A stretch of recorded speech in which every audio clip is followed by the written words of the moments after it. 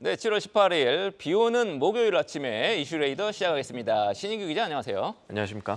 예, 오늘 굉장히 중요한 이슈들이 많습니다. 우리 체코 원전 수주도 결과적으로는 했고요.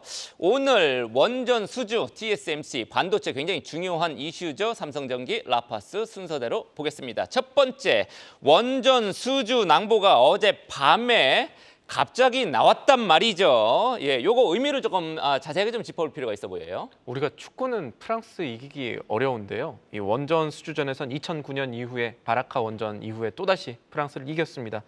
자세한 투자 전략은 이슈엔 전략 시간에서 더 다뤄주시겠지만 이거 자체가 의미가 큽니다. 일단 이번 우선 협상자 선정 이후에는 내년 3월 본계약이 있는데 이때까지 문제가 없어야겠습니다. 하나 볼만한 어떤 변수가 있다면은 한수원의 기술 관련해서 미국의 웨스팅하우스가 지금 법원에 항고를 한 게 있습니다. 일단 미국에서는 이 원전 기술 수출 관련해서 한수원 잘못 없고 그냥 그대로 해도 된다라는 입장인데 웨스팅하우스가 정말 문제 없느냐 한번 이제 태클을 걸고 있는 상황. 이거 정도 원자로 원래 기술이 우리 거 아니냐 이렇게 지금 딴지를 걸고 있죠. 그래서 수출을 해도 되겠느냐 우리 허락 안 받고 이런 문제가 있었습니다만 어쨌든 체코에서는 이거 문제 없다라고 보고 일단 수주를 한 것으로 보이고 본계약이 3월에 체결이 되면 공사는 2029년부터 시작이 되고 상업 가동은 2036년에 될 예정입니다. 그리고 체코 정부가 지금 총 24조 원 규모의 원전 2기를 일단 짓고 전체 4기 가운데 2기는 먼저 짓고 나머지 2기는 5년 뒤에 건설 여부 판단하겠다고 했으니 장기적으로 지켜볼 부분도 우리나라 원전업계에서 남아있다 이렇게 봐야겠습니다.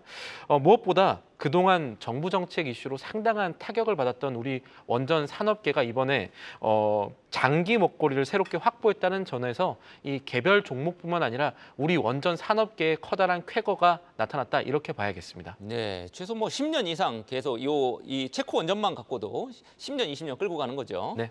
예, 웨스팅하우스는 아예 지금 캐나다 상업펀드가 아마 갖고 있을 텐데 아예 인수했으면 좋겠습니다. 우리 한수원이라든지. 네네. 자, 두 번째 이슈 굉장히 중요한 이슈이긴 합니다. 방금 전에 우리 뉴욕 특파원 연결해서 왜 이렇게 많이 떨어졌는지 자세하게 살펴보긴 했습니다만, 자 반도체주 급락한 배경 간단하게 설명하면 어떻습니까?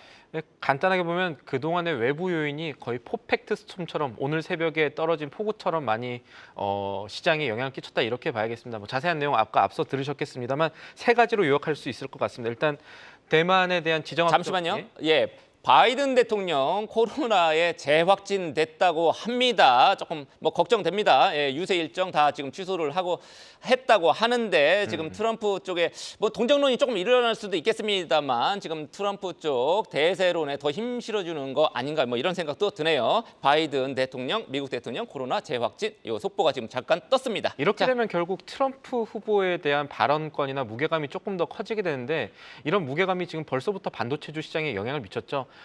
바이든 정부의 그동안 반도체 지원법 문제 있을 수도 있다. 이렇게 되면 결국 공장 짓고 있는 삼성전자나 하이닉스한테도 차질 빚어지지 않을까 이런 문제들도 있고요. 지금 필리 반도체 지수도 6% 이상 떨어졌으니까 오늘 우리 시장에도 사실 안 좋은 영향을 미칠 수 있는 여러 가지 악재가 미리 미국 시장에 다 나왔다 이렇게 보셔야겠습니다. 네, 트럼프 바람도 있었고 특히 ASM의 실적 발표를 했는데 가이던스도 안 좋았습니다. 그런데 또 다른 반도체 업체 ASM이야 극자에선 노광 장비 만드는 데고 TSMC야말로 글로벌 그렇죠. 파운드리를 지금 석권하고 있는 대만의 반도체 업체 대표 주자인데 TSMC 실적 드디어 오늘 나오죠. 맞습니다. 지금 흔들리고 있는 투자 심리에서 그나마 동아줄이 될 만한 것이 오늘 우리나라 장중 아마 오후 3시경에 발표될 것으로 전망이 되는데 좀 희망적으로 보는군요. 예, 대만의 TSMC 실적이 사실은 이번에 실적 자체는 당연히 나쁘지 않을 겁니다. 시장 컨센서스 보면요. 달러 기준으로 매출 202억 달러, 우리나라 돈으로 28조 원 정도 넘어가게 되겠 28조 원 정도 될 것 같고요. 주당 이익은 순이익 경우가 1.41달러로 전망이 되고 있는데 이대로만 나와줘도 1년 전보다 매출은 30%, 순이익은 40% 정도 상승한 호실적을 보여주는 겁니다. 일단 이 시장 추정치를 뛰어넘어 줄지가 하나 살펴볼 부분이고요. 삼성전자는 뛰어넘었었죠. 사실 조금 더 중요한 건 이번에 실적과 함께 TSMC가 내놓을 연간 실적 가이던스 수정입니다.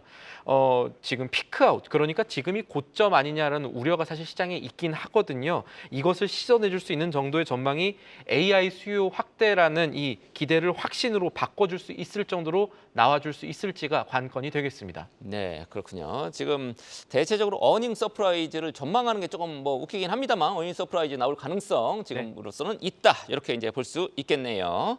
자, 다음 이슈 산업의 쌀이라고 불리는 MLCC 적층 세라믹 커패시터인가요? 맞습니다. MLCC 하면 이제 삼성전기가 딱 떠오르긴 합니다만 글로벌 기업들 MLCC 가격도 뭐 다른 반도체 우리가 이제 낸드라든지 뭐 여러 가지 D램이라든지 가격 올리는 거는 얘기를 전해 드렸습니다만 MLCC 가격도 지금 올리고 있다 이렇게 나오더라고요. 맞습니까? 맞습니다. 이 최근에 나오는 뭐 낸드 플래시라든가 뭐 여러 가지 뭔가 가격이 올라가고 있다는 스토리가 한 점을 향해 가고는 있습니다. AI 수요가 생각보다 클 것이다, 크고 있다, 뭐 이 정도를 봐야 될 것 같은데 MLCC라는 거는 어렵지만 쉽게 말하면은 이 회로 기판에서 전자제품의 전기 신호를 잘 보낼 수 있는 댐 혹은 신호등 뭐 이렇게 보시면 될 것 같습니다. 스마트폰 한 개에만 들어가도 이게 1000개 정도 들어가고요.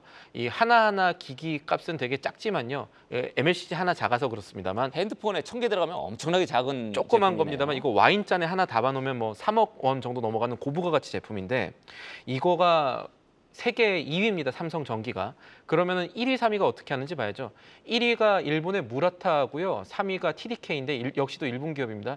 여기가 지금 둘이 같이 MLCC 가격을 한 10%에서 20% 정도 하반기에 올릴 수 있을 것이다. 올리려고 한다라는 전망들이 나오고 있습니다. 그렇게 되면 당연히 2위인 삼성전기의 MLCC 단가도 상승할 수가 있겠죠. 이 부분은 사실 삼성전기 상당히 긍정적이라고 볼 수가 있습니다. 아까 제가 말씀드렸다시피 MLCC 가격도 오르고 여러 가지 오르고 있는 배경은 결국 AI 수요가 높아지고 있고 생각보다 크다라는 얘기가 될 것 같습니다. 그렇게 되면 결과적으로 하반기에 삼성전기의 먹거리가 되는 MLCC의 가격이 올라가게 되면은 이게 얼마나 좋은 것이냐 봐야 되는데 삼성전기의 1분기 기준으로 매출 비중 가운데 이 MLCC가 차지하는 게 39.5% 정도 됐습니다. 거의 40% 육박했다는 거고요.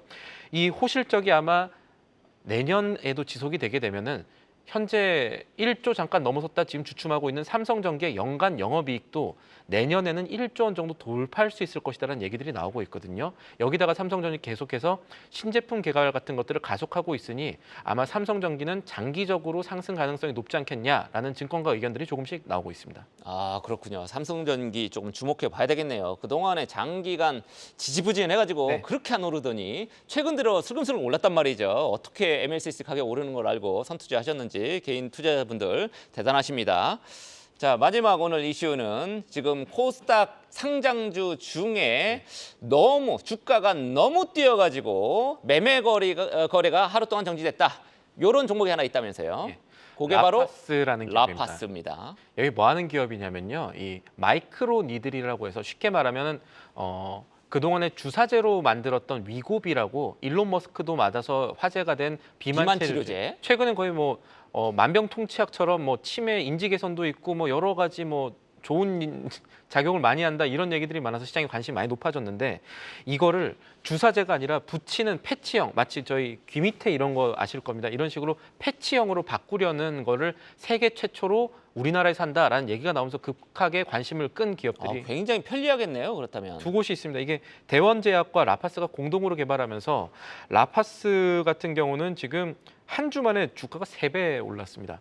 3배 정도 오르다 보니까 거래소가 지금 투자 경고 종목으로 한 후에도 이틀 동안에 주가가 40% 더 오르다 보니까 이 거래소의 이 가이드라인상 오늘 하루 매매 거래 정지를 맞게 됩니다.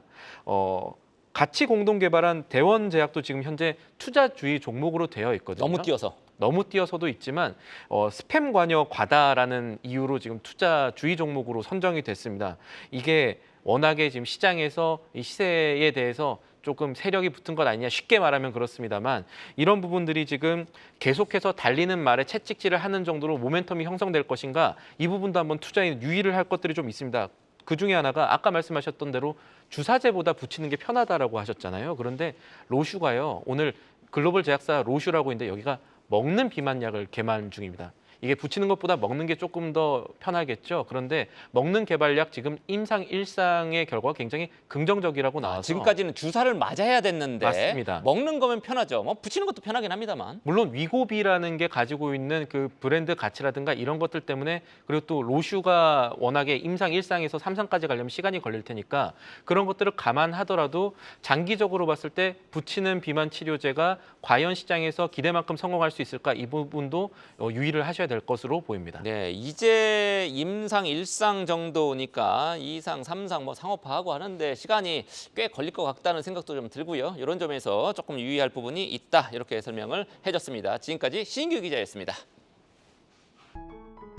계속해서 다양한 경제 이슈를 알고 싶다면 구독과 좋아요, 알림 설정 부탁드립니다. AI 캐스터 권미정이었습니다.